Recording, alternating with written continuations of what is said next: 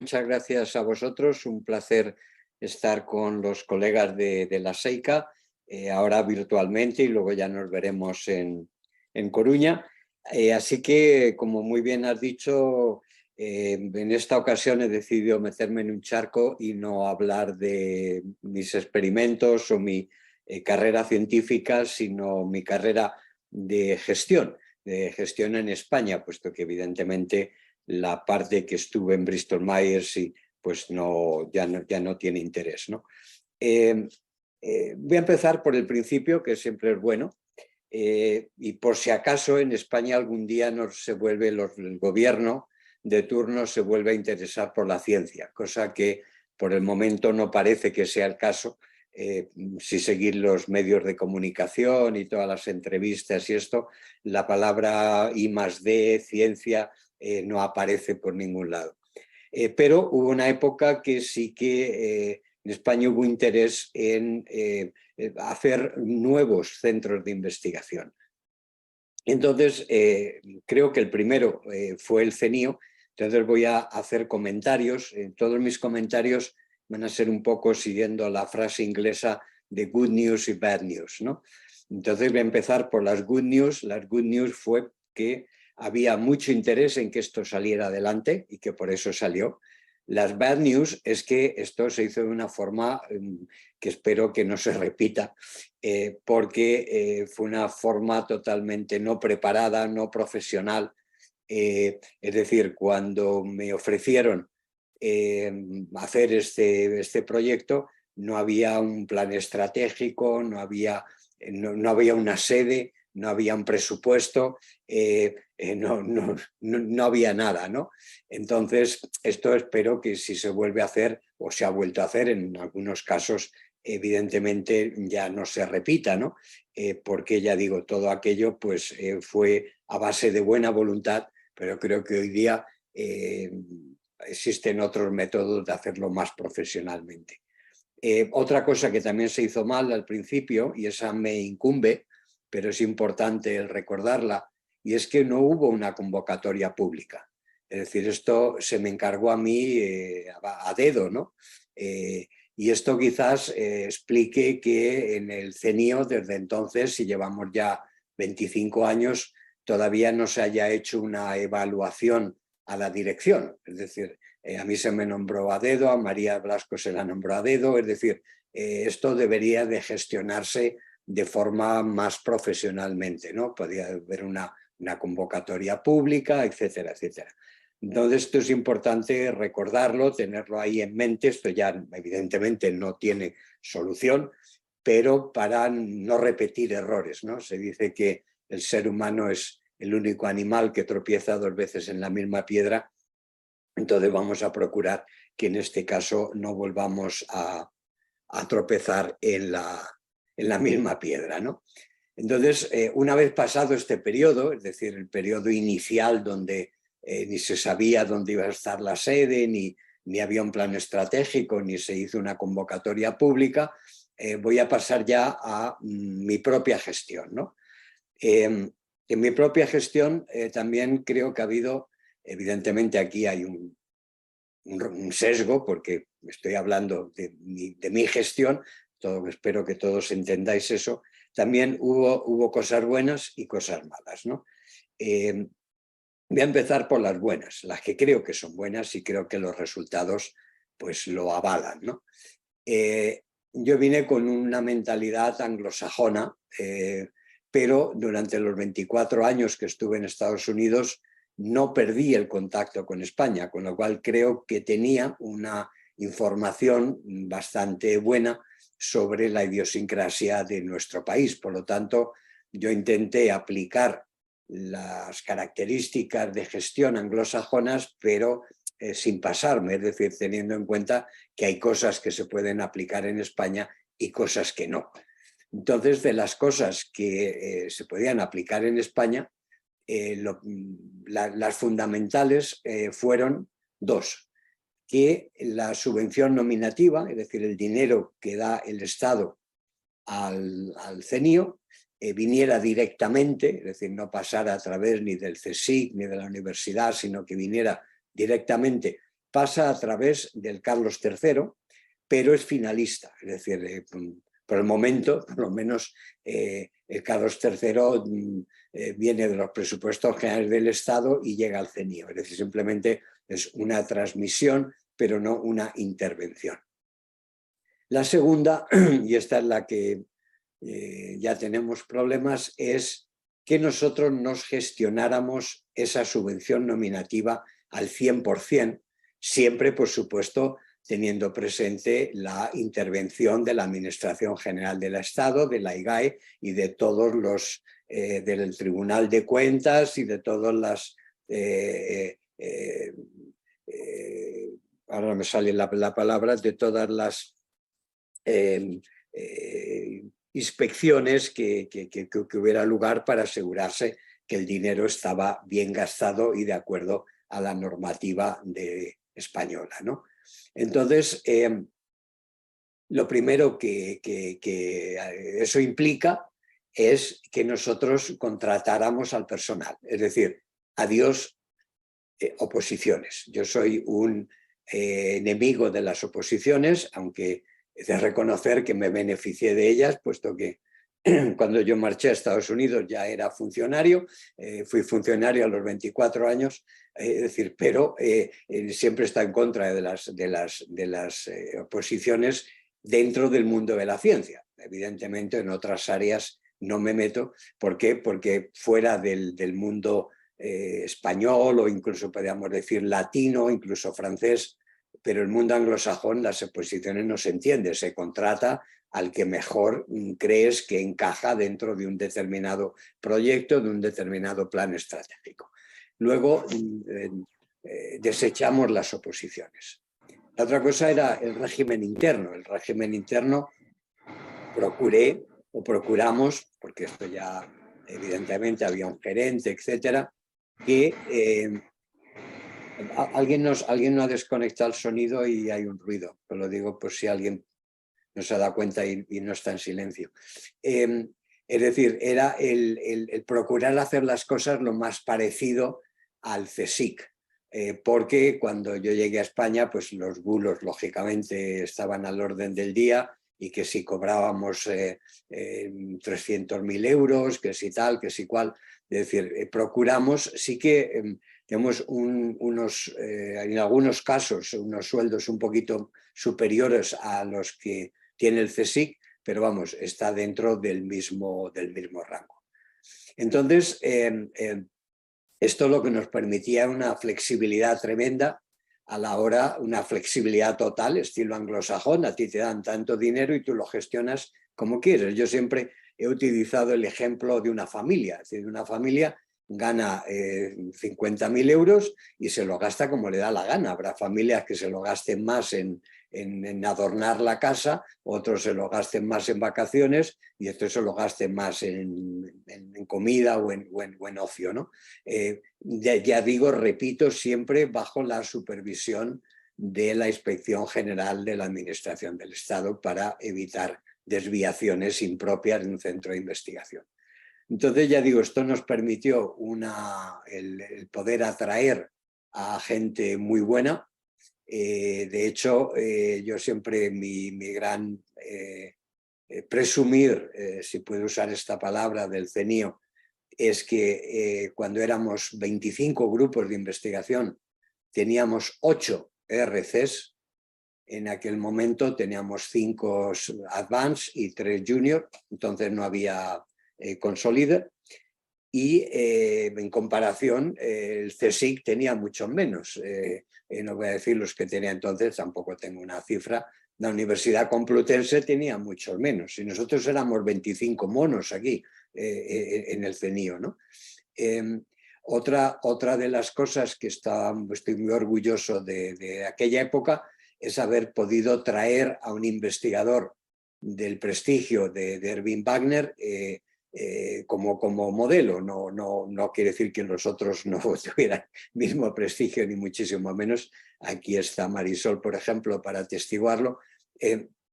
Pero Erwin es miembro de la Academia de Ciencias de Estados Unidos, que para mí es quizá el reconocimiento, por supuesto, más allá premio Nobel, el reconocimiento más importante a un investigador, porque además lo eligen sus colegas, aquí no hay intervención extraña. Entonces, Ervin se le pudo traer gracias a una gran flexibilidad, porque en el caso de Ervin sí que, y lo puedo comentar ahora sin ningún problema, sí que su sueldo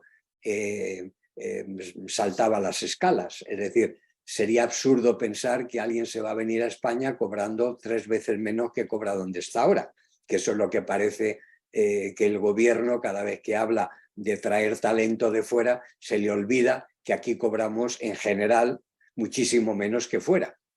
Creo que a nadie le sorprende saber que un profesor de investigación en España, un catedrático, en España cobra menos que un postdoctoral en Suiza. Entonces, claro, traer gente de fuera es absurdo si no se les da no se proporciona un sueldo proporcionado, ¿no? Entonces, en el caso de Ervin, por contar un detalle, lo hicimos a base de dos formas. Primero, aplicamos la ley Beckham, que decía que los extranjeros podían pagar solo un 25% de impuestos, o sea, el bracket estar en 25% durante los 5 primeros años, y con lo cual Ervin vino ganando lo mismo que ganaba en Viena, pero con un sueldo menor, porque pagaba menos impuestos, ¿no?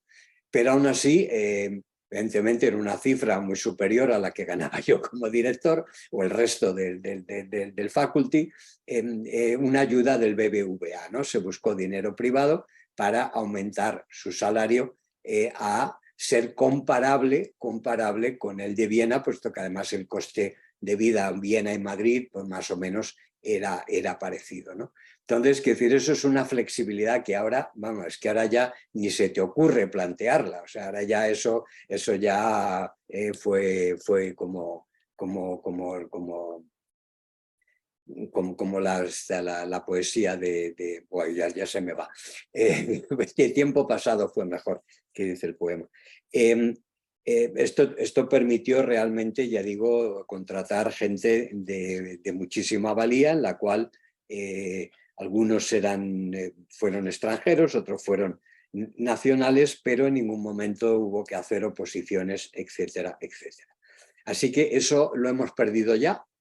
Ahora ya en el CENIO ya el ministerio nos cuentan, nos tienen que aprobar las plazas, ahora ya hay plazas, es decir, no hay oposiciones todavía, aunque no pierdo la esperanza, entre comillas, pero ahora ya sí que el ministerio, aunque haya presupuesto, pero te dice, no, usted no puede contratar a más gente, tiene usted tantas plazas. También, por supuesto, y esto supongo que será general, que no es solo nuestro, pero era algo que antes no teníamos. Ahora, por ejemplo, no se puede aumentar la masa salarial. Entonces se están dando circunstancias ridículas, ¿no? Donde alguien entra con el sueldo mínimo, aprende durante 5 o 6 años, pero no se le puede subir el sueldo.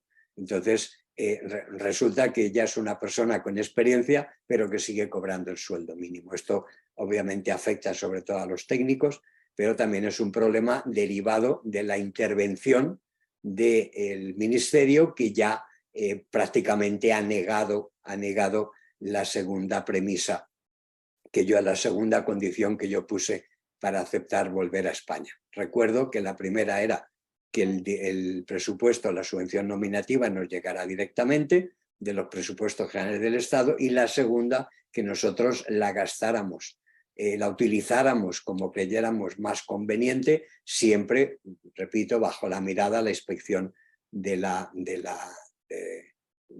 Inspección General de la Administración del Estado, de la IGAE. Eso creo que es lo que se hizo bien al principio, y de lo que estoy orgulloso, y que si se volviera a hacer esto, evidentemente yo ya no sería la persona encargada, pero que se volviera a hacer esto de la flexibilidad de poder gestionar el dinero que tienes, tanto el que te da la administración, el Estado público, como evidentemente los proyectos y los contratos que puedas tener, ¿no? Entonces, Esa es la parte buena. ¿Qué parte hubo mala? Bueno, pues ahora la parte mala fueron dos. Una, de la cual no me hago responsable porque ya dije que no me gustaba, y es el nombre. El nombre nacional no viene a cuento. Es decir, el Instituto Nacional del Cáncer en Estados Unidos sí que tiene ese nombre porque gestiona la política del gobierno en cáncer. Pero nosotros, nosotros no gestionamos nada nacional. Entonces eso tiene una consecuencia muy grave que os voy a contar ahora.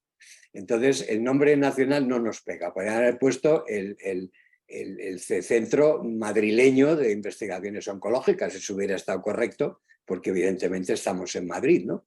Pero nacional, es que no le veo yo la...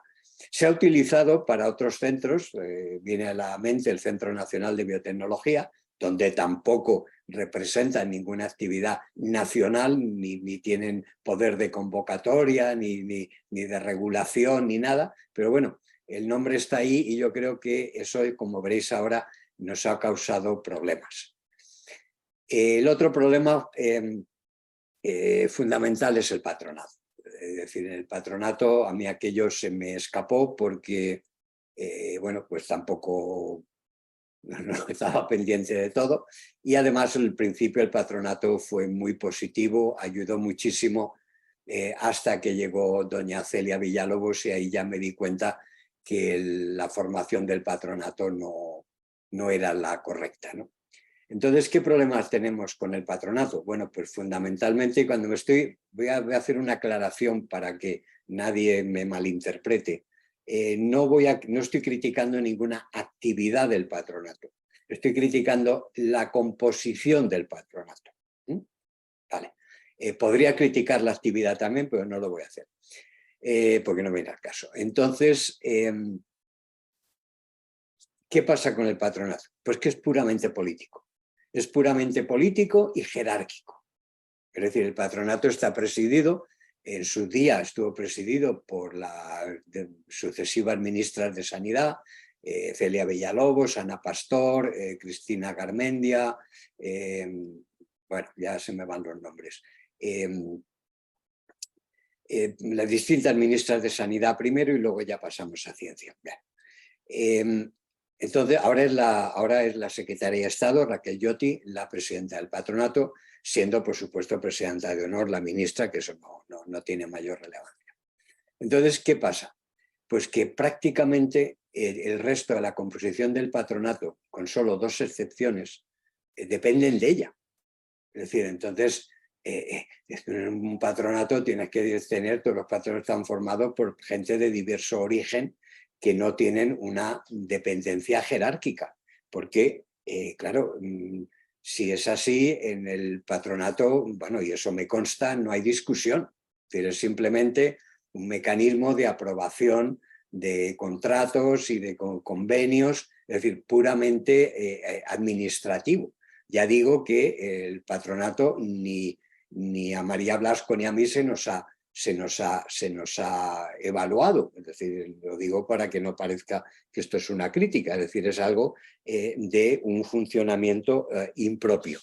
Entonces, por ejemplo, tengo aquí, esto sí que me lo había apuntado, los vocales natos. Vocales natos es la Secretaría de Estado de Sanidad, que bueno, no tiene una dependencia jerárquica, pero están en el mismo grupo. La presidencia del CSIC, el director del Departamento de Políticas Públicas del Gabinete de Presidencia del Gobierno. Y después nos metieron, y esto yo sí que me opuse, pero ya no pudo ser, representantes de las comunidades autónomas. Decía, ¿qué porras tienen que estar aquí, por ejemplo, un funcionario de segundo, de tercer nivel de Aragón? O una vez, me acuerdo, me tocó uno de Ceuta, o de Extremadura, o de Baleares, o de Castilla. ¿Qué pintan aquí? Es decir, primero porque son funcionarios los que vienen de segundo nivel, que es que yo creo que algunos no saben ni lo que es el CENIO. Es decir, no han abierto la boca en 20 años por lo menos los 11 que estuve yo. Bueno, a partir de 2002, los 9 que estuve yo ya con una estructura más formal, no han abierto la boca. Entonces, aquí lo que hace falta son gente con dos condiciones. La primera, que le interese el CENIO. O sea, que no estén aquí natos. Al que no le interese estar en el patronato no debería de estar. Y segundo, que sean personas que sepan de cáncer. Es decir, que sean oncólogos, por ejemplo. A mí me encantaría tener aquí a Luis Pazares, a Josep Tabernero, a Rafa López, es decir, a oncólogos de prestigio, que hagan investigación, que tengan las manos llenas de ensayos clínicos, aunque nosotros no seamos clínicos. Pero evidentemente estas personas son las que lo ven desde arriba. Yo siempre pienso, nosotros estamos abajo y ellos están arriba. Y por supuesto, científicos, es decir, personas que sepan de cáncer, ya sean, yo sería partidario de hacerlo todo en España, pero si en algún momento se puede, porque si no también entender la gestión desde fuera no es tan fácil, no todo el mundo, eso se puede ver cuando viene a veces el Scientific Advisory Board, porque que dicen cosas que dices esto no, aquí no encaja, pero bueno, eso ya serían detalles, pero formado prácticamente exclusivamente por personal clínico, científico, ya digo, con dos premisas. La primera, que estén interesados, es decir, ninguno por cargonato. O sea, que no venga aquí Luis Pazares por ser el jefe de servicio el 12 de octubre, o que no venga aquí Josep Tabernero por ser el jefe de servicio de Valdebrón, sino porque ellos quieran venir, que quieran estar implicados en lo que se hace en el CENIO, ¿no? Y lo mismo, pues otros investigadores, pues voy a decir nombres de investigadores preclínicos que quisieran estar aquí. Luego, evidentemente, puede haber un representante del gobierno que se asegure, y por supuesto la abogacía del Estado, que se asegure que esto, lo que hacemos, las decisiones que se toman, evidentemente están de acuerdo con la Inspección General del Estado y con las leyes y las normas públicas, ¿no? Entonces, y luego también, por supuesto, representantes de la sociedad que estén interesados.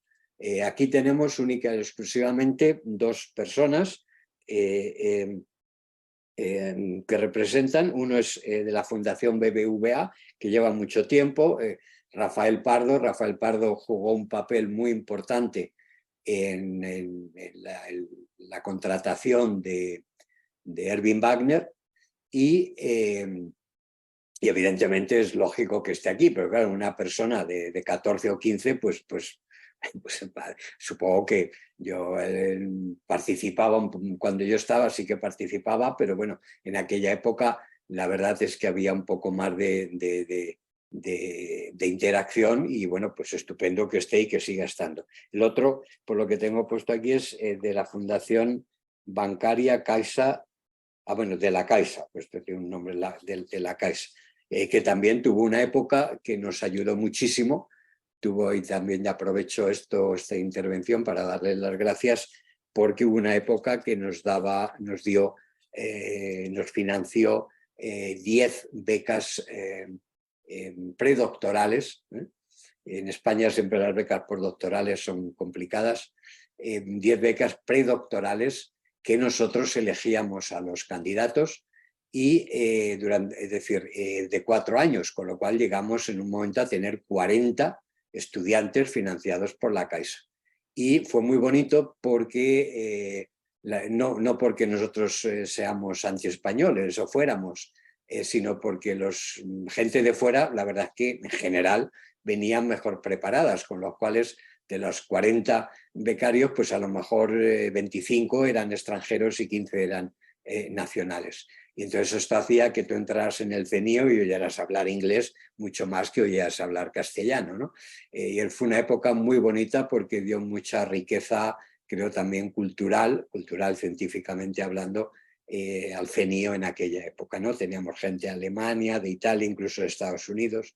Es decir, fue una época muy bonita gracias a la Caixa. Entonces, bueno, estas dos son las únicas dos personas que representan un poco a la sociedad, pero bueno, que también esto, si hubiera alguien que realmente estuviera interesado en el mundo del cáncer, pero que no tuviera que ser necesariamente un oncólogo o un clínico o un básico, pues también tendría cabida en este patronato. Pero lo importante es que el patronato no sea una máquina de aprobar contratos, convenios, etcétera, sino que realmente participe y sea un papel importante dentro del mundo del CENIO. Por ejemplo, ahora acabamos de tener una visita del Scientific Advisory Board y aquí, por supuesto, nunca ha venido el patronato. Nadie representando el patronato, ni tampoco cuando yo era director. Es decir, que, repito, esto no es una crítica a la actuación del patronato, sino una crítica a su estructura puramente política y prácticamente puramente jerárquica, ¿no? Así que voy a ver que no se me quede, yo creo que ya llevo hablando bastante tiempo. Entonces, ya digo, ahora los problemas actuales, el CENIO se está haciendo viejo,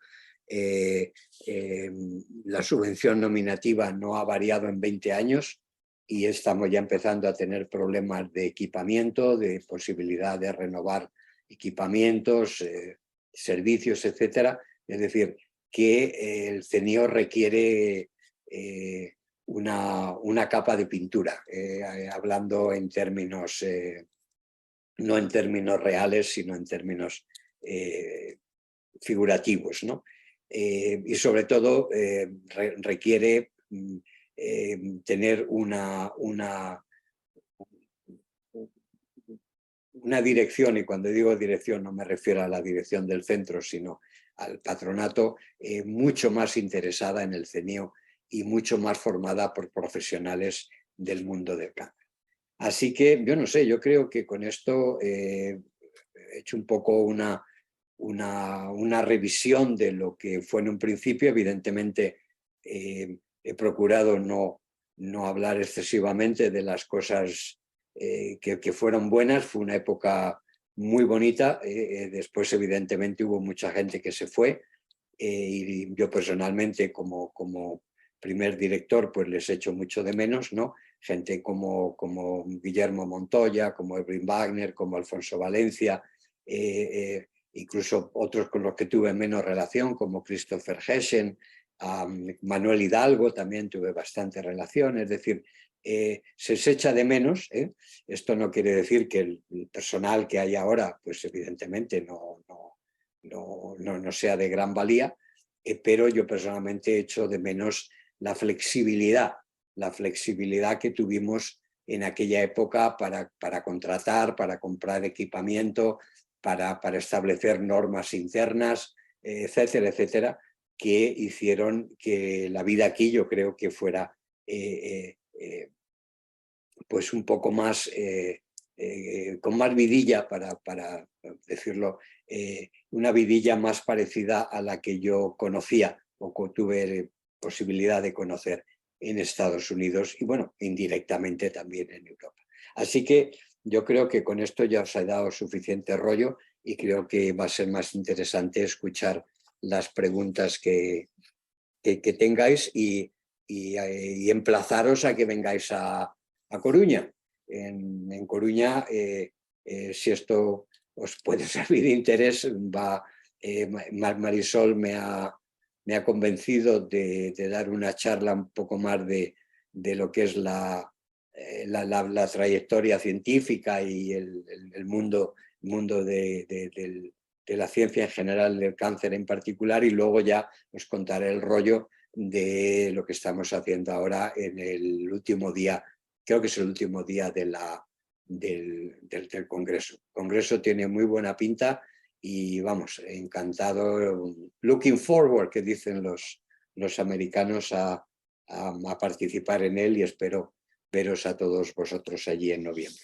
Así que muchas gracias por vuestra atención y aquí estoy para contestar las preguntas que queráis.